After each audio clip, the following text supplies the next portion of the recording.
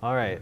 I think Matt mentioned my name. I'm Andy. I work at Axis Maps. We do a lot of web mapping, interactive stuff. So I'm going to just take a few minutes to show some possibilities of turning the kind of stuff we've been talking about already into an interactive web experience, and adding that kind of, fourth level, I think, that Rich mentioned, third or fourth, whatever it was, of interactivity to some of this data.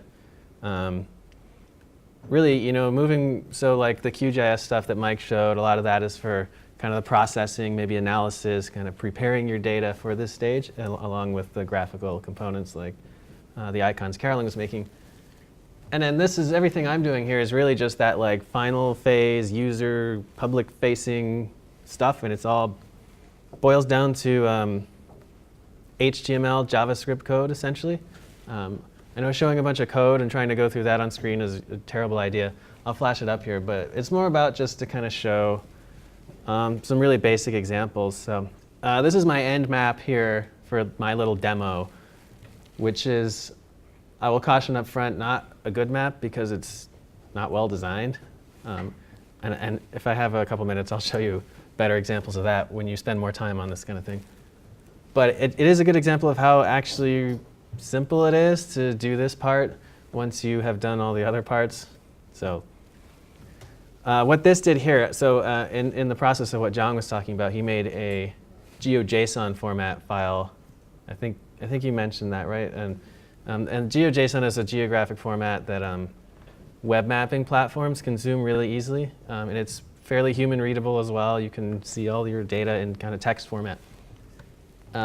And I'm taking a web mapping API leaflet, which is probably the most popular one out there now, open source, free, a lot of contributions. There's plugins, tons of plugins to this, just like there's plugins to QGIS.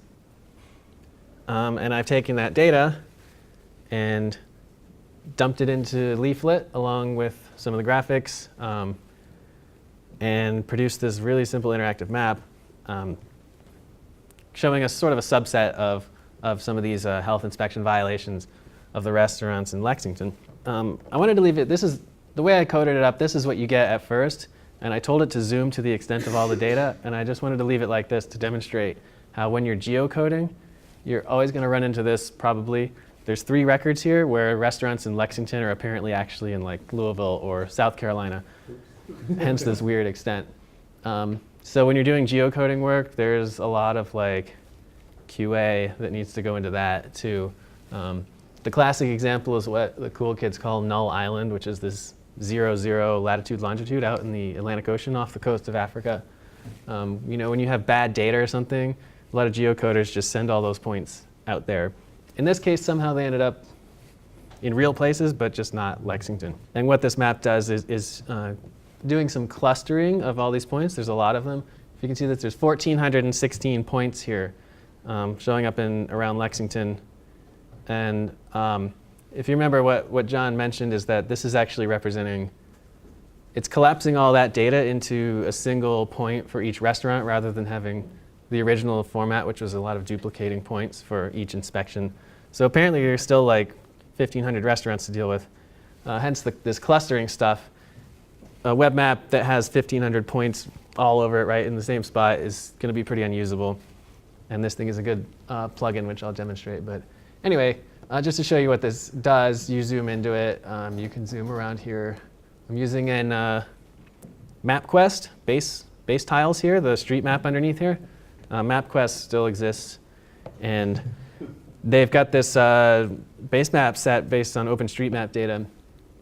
There's a lot of other options you can use.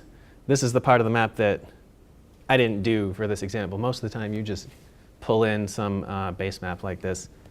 To jump quickly over here, there's a lot of examples you could use in Leaflet or whatever else. Some terrain maps, all kinds of things that people have gone through the trouble of making these like global base map data sets, or their tile services is a good word, yeah. Anyway, back to the map. The basic function of this is these things are clusters. Once you zoom in far enough, and the little polygon that pops up is showing the extent that this cluster represents. So within this like blue shape there are apparently 19 of these points that got clustered into one. And when you click on it, it zooms in and breaks apart. Eventually, when you get down to see this symbol, that represents finally a single restaurant that no longer needs to be shoved together with others due to the scale of the space. And then I've set this up so you can just get a little bit of the data. When you click on it, pop it up, shows you the name of the place, lists the inspections that are in that data set and any violation codes that went with each of those inspections. What I found is most of these, what's nice is if you find there's a good one down here. Maybe you guys know it. Most of them clean up their act pretty well. So here, there was a ton of violations, but 12 days later, they were all better, and they've been good since. So that's mostly what I was finding when poking around this map, and that I think is it's a good example of why this stuff is useful. Yeah, you can find that out by like digging through all the data, but by building it into something like this, something usable, stripping out all the noise that you may not be interested in, this becomes something that anybody can click on and understand more or less and see like basic patterns like that. And then the other thing I did here, this is where Carolyn's icons came in, is to just pick out a few of them, a few of the types of violations, and throw a really simple, terrible UI on this map. And I should mention in like the work that I do in any kind of interactive mapping, the user interface stuff, the stuff outside the map, the pieces that control the map and what you see and that is hugely important. It is probably more work than making the map itself. And it's what really makes like a good user experience. This is a pretty terrible example, but it is something you could do, is say, have some controls that allow you to filter out to see only where there were violations involving rodent or insect infestations, etc. I have 3 here. This is some of the incorrect food temperature stuff data. I'm still clustering it like this because, again, they could get crowded. But now that I'm down to just a single type, we can show, when you get those single markers, the actual icon. And theoretically, you could have a decent map that showed more than one type of icon at a time. That's why we design icons, so you can tell things apart. We didn't want to try to like show 30 different types of icons on this map at once, but this is a quick example. And so what this does then is filters out anything that didn't ever have one of these types of violations. Spoiled food, smelly fish. There's a few. I think this is, Philip's Grocery again. Quit the list. Yeah, and then I've got another little example. The last option at the bottom is just to show them all again. So having shown that, I'll flash the code up on screen again. This is, I will point out with Leaflet, it's actually pretty simple. It's pretty straightforward to make the most basic type of map. All this is including is this is including some of the extra stuff like the filtering and all that. But the basic like original map of just show all the points even clustered is basically this minus a few of these lines. You just have like an element on your HTML page that's going to hold the map, and then you tell Leaflet, hey, put a map in here.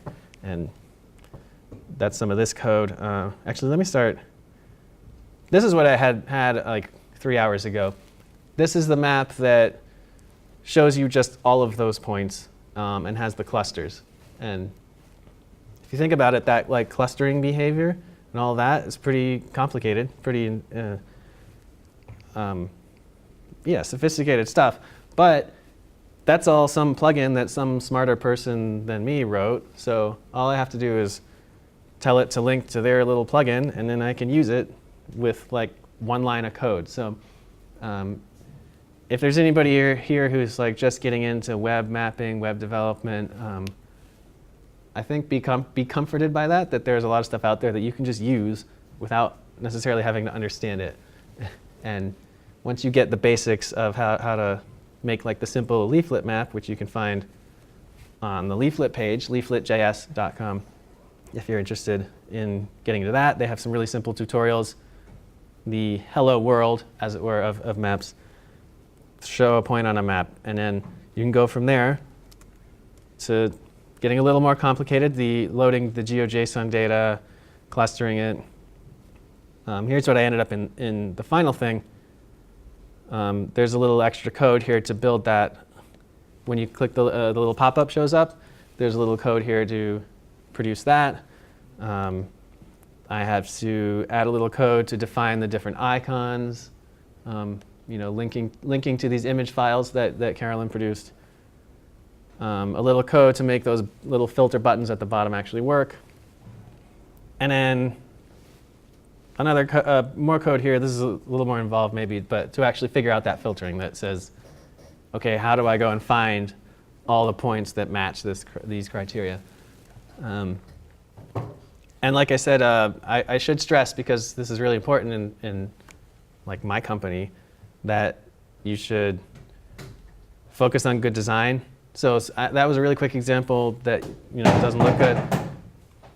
But I wanted to show real quickly like some recent projects that we worked on where we did think a lot more about design. I think they came out pretty well. And there's similar things you could do with that restaurant data. Like this is showing job gains and losses in metro areas over time. And there's a time component to that data set we had. It has the date of the inspections, the date the restaurant opened. You could conceivably make like an animated map showing number of violations over the years and so on. But you could make it look a lot better than what we had there. I think this is a pretty decent looking map. This uses D3, so more difficult, but another leaflet-based example.